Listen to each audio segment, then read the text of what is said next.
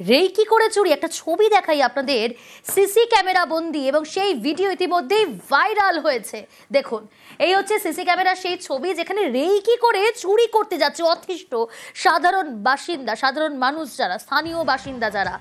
ইতিমধ্যেই গ্রেফতার করা হয়েছে 3 জনকে। নলডাঙ্গায় রেকি করে চুরি, সিসি ক্যামেরায় ভিডিও ভাইরাল হতেই জালে 3। কিন্তু কিভাবে জালে আরো ডিটেল জানাবে সোমনাথ, রয়েছে সরাসরি আমার সঙ্গে। সোমনাথ, কিভাবে গ্রেফতার করা হলো, কোথা থেকে গ্রেফতার করা হলো 3 অভিযুক্তকে?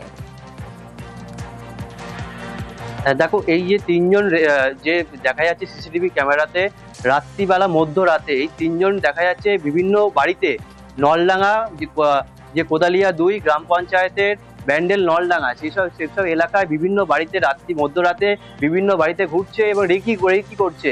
যে কার বাড়ি ফাঁকা রয়েছে, ফাঁকা থাকলেই সেই সব বাড়িতে ঢুকবে। এবং যেই সিসিটিভিতে যখনই সেই ধরা পড়ে এবং সোশ্যাল মাধ্যমে সেটা ভাইরাল হয়, যেই সব নলডাঙ্গার এলাকায় যেখানে ঘুরছিল সেই এলাকার বাসিন্দারা তারা সোশ্যাল মিডিয়াতে দেয় এবং সোশ্যাল মাধ্যমে যখনই ভাইরাল হয় তারপরই প্রশাসন, চন্দননগর কমিশনারেটের পুলিশ তারপরে তদন্ত নেবে এবং তাদেরকে তদন্ত নেবে ব্যান্ডেল থেকে তাদেরকে গ্রেপ্তার করে। গ্রেপ্তার করার পরই তাদেরকে আজকে চুঁচুড়া আদালতে তোলা হয়। চুঁচুড়া আদালতে তোলা হলে তাদের 14 দিনের জেল হেফাজতের নির্দেশ দেয় বিচারক। এই চুরির ঘটনাতে প্রায় এলাকায় কাপাসডাঙ্গা, নলডাঙ্গা বিভিন্ন এলাকায় বাড়ি ফাঁকা থাকলেই চুরি হচ্ছে। বিভিন্ন সময় অভিযোগ উঠে আসছে, রাত্রিবেলায় তারা নাইট গার্ড শুরু করেছে এলাকার বাসিন্দারা, তারপরও চুরি কমছে না। এই 3 জন দীর্ঘদিন ধরে তাদের অভিযোগ ছিল, চুরির অভিযোগ ছিল। এই ভিডিও সামনে এলো এবং সিসি ক্যামেরা ফুটেজ দেখে ইতিমধ্যে গ্রেফতার 3 অভিযুক্তকে। রেকি করে চুরি করতে যাওয়া এবং রেকি করে যখন চুরি করতে গেল, দিনের পর দিন এই ঘটনা ঘটাচ্ছিল নলডাঙ্গায়।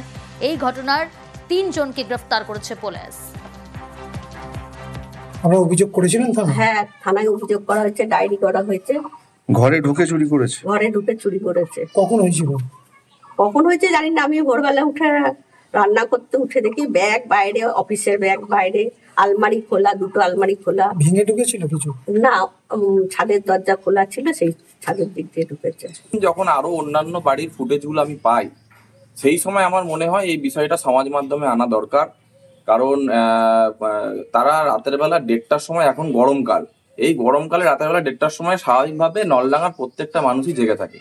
তো সেই অনুযায়ী রাতের বেলা 1:30টার সময় এই বাড়ি থেকে ওই বাড়ি ঢুকছে, ওই বাড়ি থেকে সেই বাড়ি ঢুকছে, যেরকম ভাবে দিব্যি দাপিয়ে বেড়াচ্ছে চোররা, তো সেখানে স্বাভাবিকভাবে প্রশাসনের ভূমিকা নিয়ে একটা সন্দেহ থেকে যায়।